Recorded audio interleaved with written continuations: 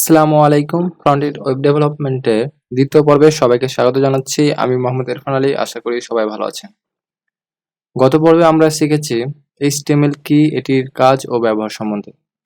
আজকে আমরা সরাসরি কোড এডিটরে HTML কোডিং করব এবং ব্রাউজারে রান করে দেখব। তবে চলুন শুরু করা যাক। এখন আমরা HTML নামের একটা ফোল্ডার তৈরি করব।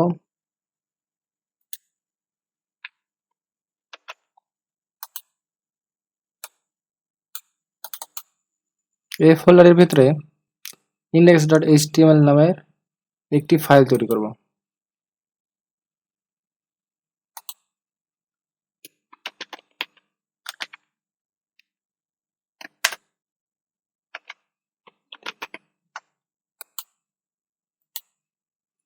এখানে HTML হচ্ছে HTML এর এক্সটেনশন।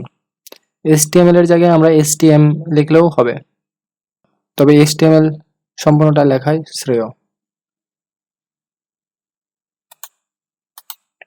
এখন ভিজুয়াল স্টুডিও কোড এডিটরটা ওপেন করে আমরা এই ফোল্ডারটাকে এই কোড এডিটরে ওপেন করে ফেলব। এখানে এই ফাইলটাই আমরা ইতিপূর্বে যেটা তৈরি করেছি, আর এই ফাইলের ভিতরেই আমরা সব কোড করব। আমরা জানি HTML লেখার পূর্বে HTML ডিক্লারেশন করতে হয়, অর্থাৎ কোন ভার্সন HTML ইউজ করছি তার ডিক্লারেশনটাই HTML এর ডিক্লারেশন। যেহেতু আমরা HTML5 নিয়ে কাজ করছি, সেহেতু HTML ফাইল এর ডিক্লারেশন হচ্ছে doc.html।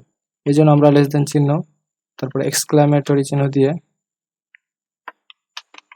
doc টাইপ লিখে HTML এবং লেস দেন গ্রেটার দেন চিহ্ন বসাবো।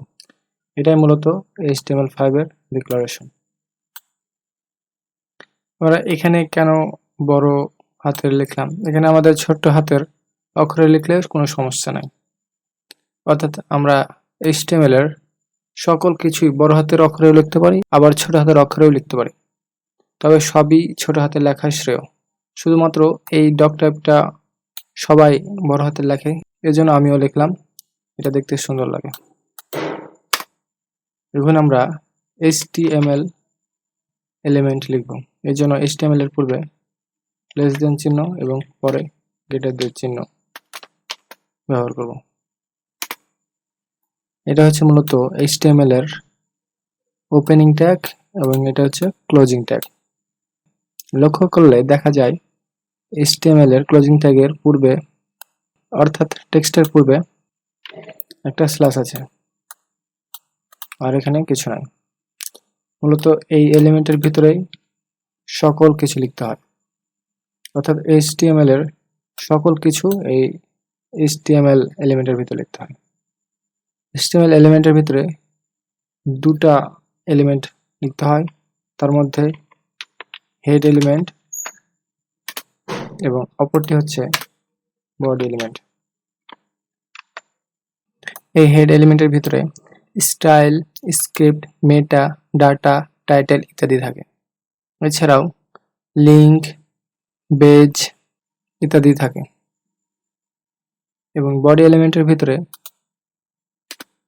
একটা ওয়েবসাইটে ভিজুয়ালে যে সব জিনিস দেখা যায় সব কিছুই থাকে। এই হেড ট্যাগের মধ্যে সবচেয়ে গুরুত্বপূর্ণ হচ্ছে টাইটেল। এই টাইটেলটায় মূলত ব্রাউজারের টাইটেল বারে শো করে।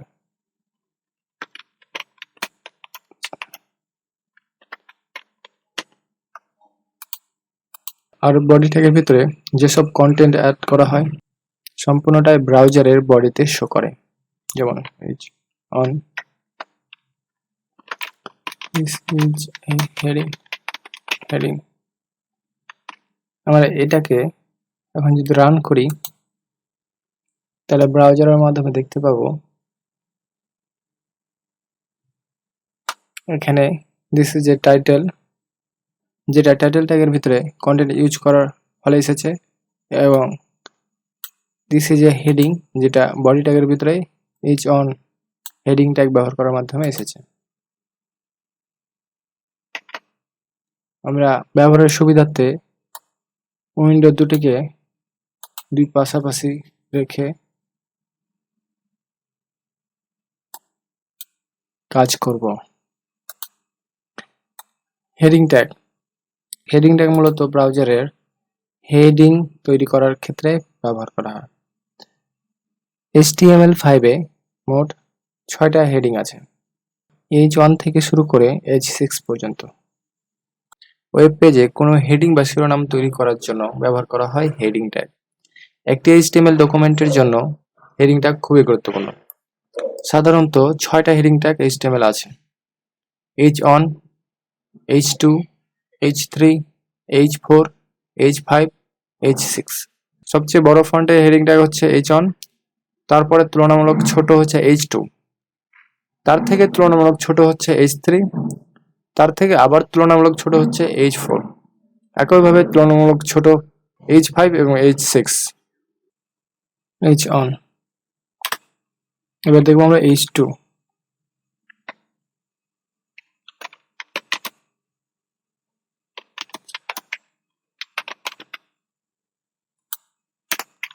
এবার H3,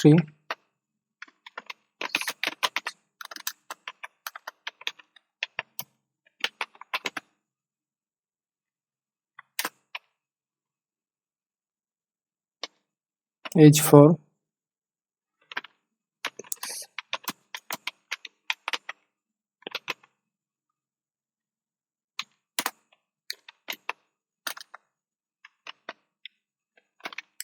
H5 এটা।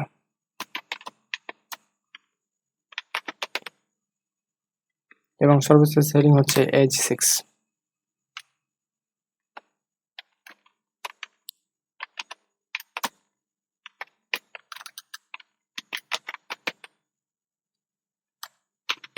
আমরা যদি ফাইলটাকে সেভ করি তাহলে আমরা দেখতে পাবো H1 সবচেয়ে বড় ফন্টের, তারপরে তুলনামূলক কিছু ছোট সাইজের ফন্ট হচ্ছে H2, এবং H3 তার চেয়ে ছোট, H4 তার চেয়ে ছোট, H5 তার চেয়ে ছোট এবং H6 তারও চেয়ে ছোট। এটা জুম করে নিই।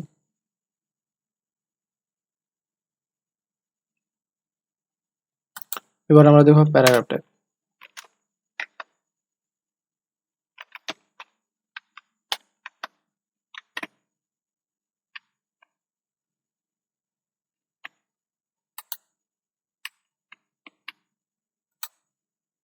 এই প্যারাগ্রাফ ট্যাগ মূলত ওয়েবসাইটে প্যারাগ্রাফ লেখার ক্ষেত্রে ব্যবহার করা হয়।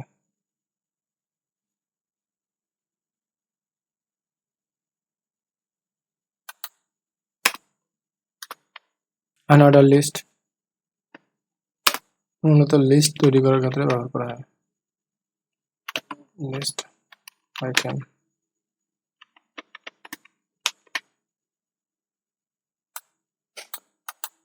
আনঅর্ডার লিস্টে এরকম ডট ডট থাকে।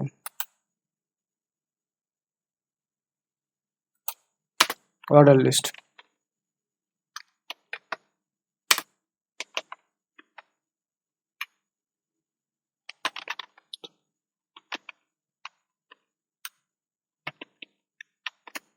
অর্ডার লিস্টে মূলত নাম্বার 1 2 3 4 থাকে, অথবা রোমানের 1 2 3 4 থাকতে পারে।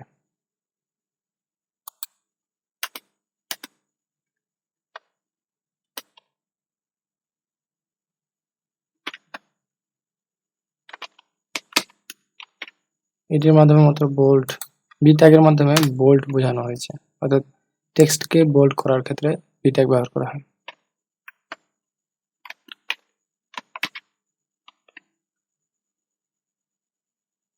এই যে আই ট্যাগ মূলত ইটালিক অক্ষরে ব্যবহার করার জন্য ব্যবহার করেছে।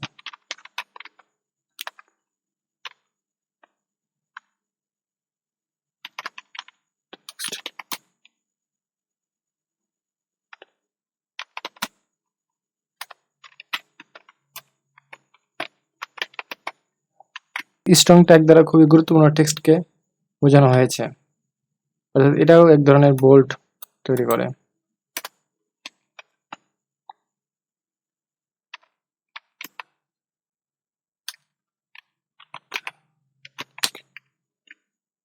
এই ইএম ট্যাগ দ্বারাও ইটালিক বোঝানো হয়েছে, অর্থাৎ এমফাসাইজ।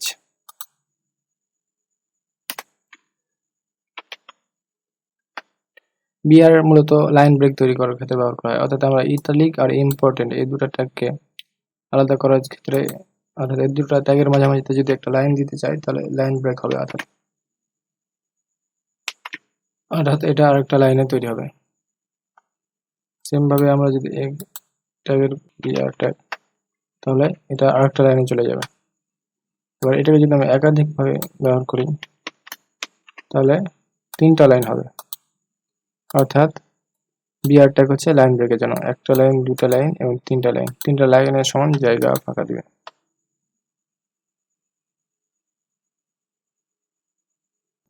আগামী পর্বে আমরা শিখব HTML হেড এলিমেন্টে title, page, link, meta, script, style ইত্যাদি এলিমেন্টের ব্যবহার এবং এসব ট্যাগে বিভিন্ন অ্যাট্রিবিউটের ব্যবহার। আশা করছি আমার ক্লাস আপনাদের ভালো লাগছে। যদি ভালো লাগে তাহলে অবশ্যই সাবস্ক্রাইব করতে ভুলবেন না এবং প্রতিনিয়ত নতুন ভিডিওর আপডেট পেতে বেল আইকনে টিক দিয়ে রাখুন। ধন্যবাদ।